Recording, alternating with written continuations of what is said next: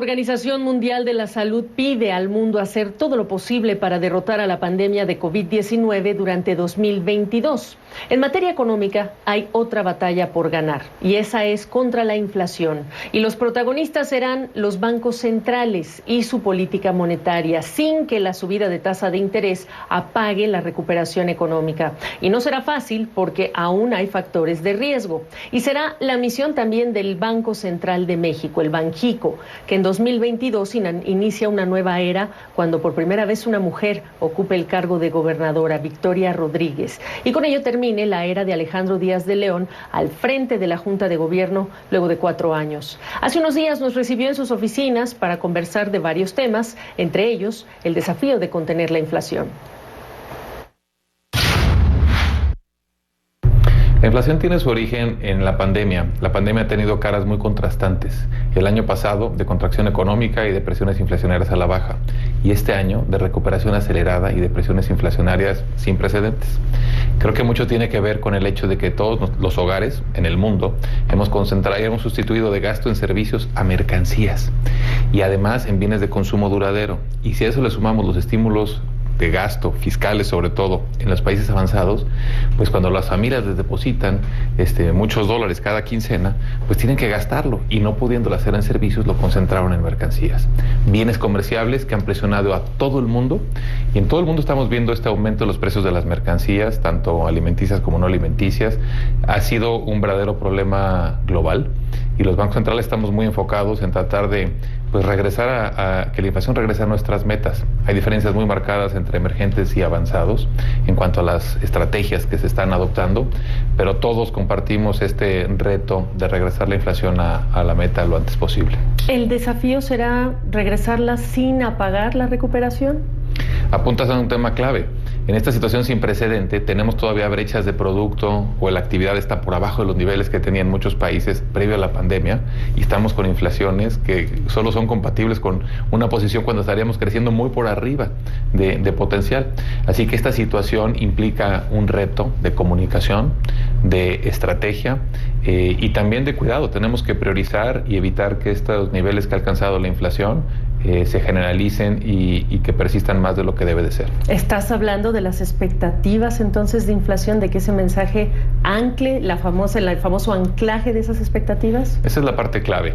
Y habiendo dicho que la inflación es un fenómeno en esta ocasión global, transversal a todos los países, con la política monetaria en México no vamos a hacer los choques globales, pero lo que sí podemos hacer es que el ajuste de la economía mexicana se haga con orden, que no se generen o se deterioren las expectativas de inflación y que la formación de precios esté lo más alineada a la meta del banco en los siguientes trimestres. Seguramente has escuchado a algunos analistas, economistas decir que el Banco de México está en el grupo de la Reserva Federal y de Jerome Powell, tomando una decisión tardía de mandar un mensaje más contundente en relación con ese control de la inflación, cuando bancos centrales en el continente, Chile, Brasil, han decidido aumentos más agresivos en la tasa de interés de referencia. ¿Qué respondes? En el caso de México diría que también la reducción de tasas fue más gradual. El año pasado la reducción en México fue mucho menor a la que se vio en algunos de los países de la región. Es decir, fuimos un poco más prudentes en la reducción de tasas y eso le dio más margen para enfrentar digamos que rebrote inflacionario. Si vemos el nivel de las tasas de interés, no solo las acciones de política monetaria y cuántos puntos base se ha aumentado en lo que va del año, pues vemos que México está en una buena posición. También destacaría a un elemento clave.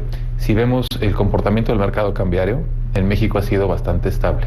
Y a diferencia de otras economías, también latinoamericanas y de la región. Así que precisamente esa conducción gradual, tanto a la baja y prudente en esta ocasión y con firmeza, ha ayudado a que también los mercados financieros se comporten mejor. ¿Cuánto contribuyó la política fiscal más restrictiva que tuvo México el año pasado?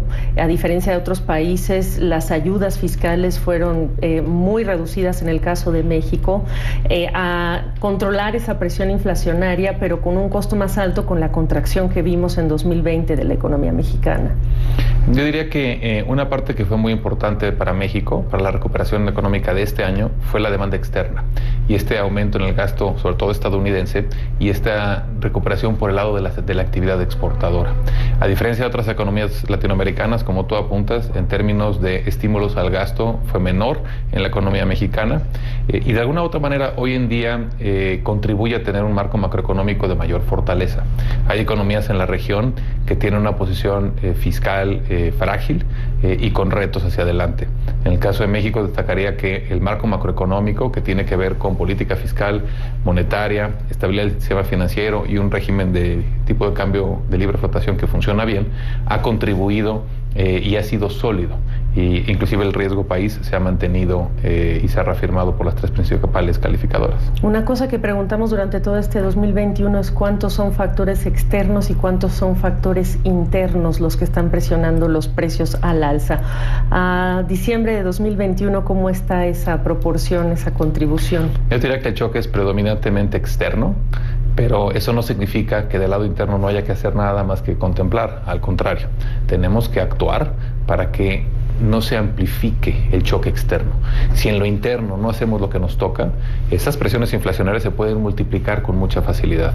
Es ahí donde la acción y el incremento en la tasa de interés de referencia, eso es lo que ha buscado, 150 puntos base en lo que va de este año. En el caso de 2022 y el trabajo de quien tomará las riendas, ya Victoria Rodríguez, a partir de enero del Banco de México, ¿cuáles van a ser los desafíos más importantes en ese trabajo de ganarle a la inflación?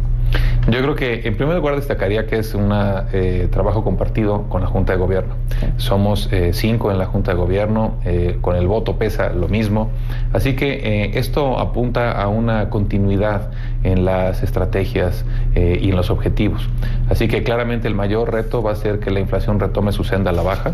Hemos dado a conocer en el último comunicado de política monetaria el pronóstico de inflación, no solo de manera anual, sino también el trimestral, para que se vea que sí se prevé que los precios dejen de estar presionados, sobre todo en la segunda mitad del año que viene, si bien a tasa anual queda un poco más elevado.